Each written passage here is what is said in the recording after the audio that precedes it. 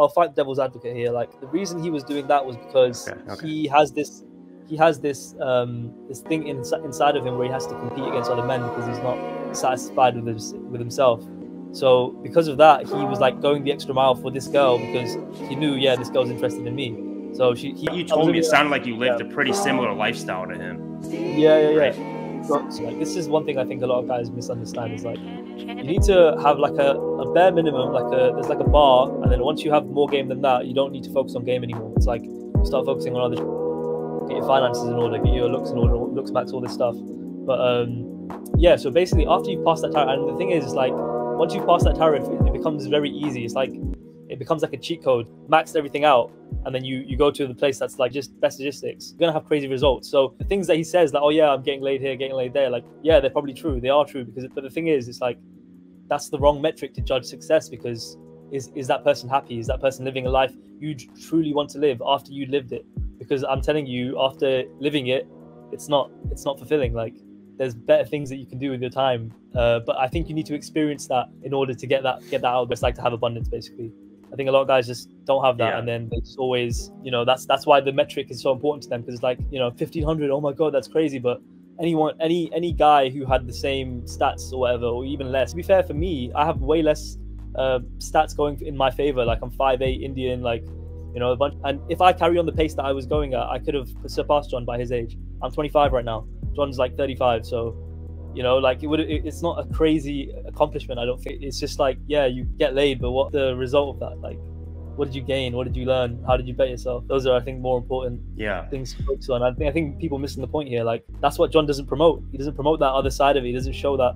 But when you look at like the lifestyle and the things that he's accomplished, it's like, yeah, well, why wouldn't he be attracted to those women? Like, it's obvious that he could get those women. Like, as guys evolve in this game, they just realize like women are less and less important. But then there's some guys who just like hyper focus in that hedonism and like try and like go crazy in that world. And there's guys that realize that, okay, yeah, I know I have this available to me at any time, but let me focus on business and like bettering myself. And then, girls will come anyway. Like, if you wanted to, you could get to 1,500 lays very easily. It's just a matter of time and logistics. But it's like, do you want to spend all that time with women who you don't care about, who you're not building a connection with? It's like, that's the trade-off. You're trading your time, which is the most important thing as a high value man, Yeah, most people, as they age, they learn to actually grow up and not put the pussy on a pedestal. But some people, they don't do that. Maybe it's because they had some insecurities, or they really suck with girls back in the day, and or they have some sort of vengeance that they want to like try to dominate them. Like, yes, 100%. I've conquered these 1,500 women, these girls that would never in high school. Now I'm finally for them, and they just don't get over it, Yeah. It's our job as people who can see these things in other people to like point them out, because a lot of people don't see that side of John that we see, maybe, and it's just like, it's blatantly obvious to us. Like, we can look at that and be like, okay, yeah, this is exactly that. There's like a problem here. There's a lack of happiness there. But like, most guys will probably look at his life and be like, oh yeah, like, oh my god, he's getting laid with so many women, that must be amazing. But they don't think like past level 2. They don't think like the what's after that. They're just stuck in that hedonistic reality. This is what happens. Like, because guys are so, like you said, so like they're starving. They can't think properly and they can't function properly.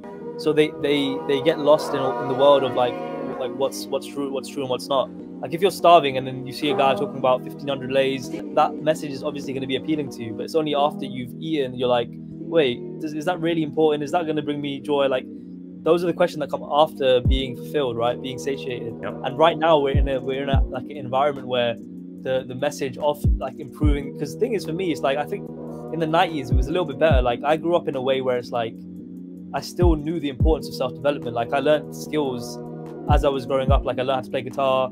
I learned all these things as I was growing up. And then those things actually did pay off. And I did become more attractive to girls. And there's girls that I got just based off those like singular things. Like, oh yeah, I just play guitar and she likes guys who play guitar. And like, when you're dealing with the like upper echelon of like girls, it's like, they can be very specific when they're at their highest SMV of what kind of guy they want. They can go for the exact specific like shade of brown and like, pick what instrument they want him to play and all this stuff. So it's like, those are the girls you can appeal to once you've built yourself up, and then you have all these other qualities as well. But I think that message is getting completely lost, where it's like guys just forgetting of this world of self-development. They're just like just distracted by all the phones and the Web3 and all the stuff that's coming on. It's like they're kind of just lost and they don't know what to do with that energy. And it's like, you know, if that energy goes in the wrong place, and it's like, I don't know if you heard the thing that Kyrie was talking about today, where he did like a live. But I think he was really spitting some real truths that we need to hear as well. It's like guys like the millennials need to like really stand up, because we see what's going on. Like we see the older generation, like our parents and stuff, getting like brainwashed, and we see our friends and stuff, and it's just like we have to do something, otherwise no one else is going to do anything, right? Because we're the only ones that see it. Once you're like out of the matrix, you kind of have like an obligation. Oh shit, like I need to actually help. And a lot of guys, I feel like they just get out of the matrix and they're like, oh yeah, now I'm free, I can finally just like live for myself, and they can just leverage everyone else's stupidity to just like live a comfortable life without really excelling. You know what I mean? But then there's guys like like Singh and Hamza who are like, okay, now they're out of the matrix, okay, let me bring some other guys with me because it's kind of lonely up here, you know? And that's what I think, that's the message I think should be promoted. Yeah. Like and subscribe if you want to see more videos like this, and shout out to the guys who are actually making a difference. Don't worry, Kyrie, we hear you. Shout out Hamza, shout out Sufyan, and all the other channels trying to make a positive change. It's up to us now, the millennials. God damn it, an entire generation pumping gas, waiting tables, slaves with white collars. Advertising has us chasing cars and clothes, working jobs we hate so we can buy shit we don't need.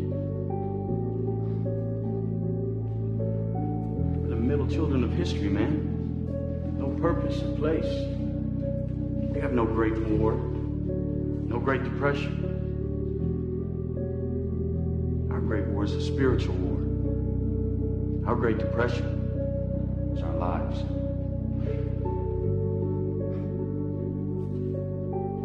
On television to believe that one day we'd all be millionaires and movie gods and rock stars, but we won't. We're slowly learning that fact. We're very, very pissed off.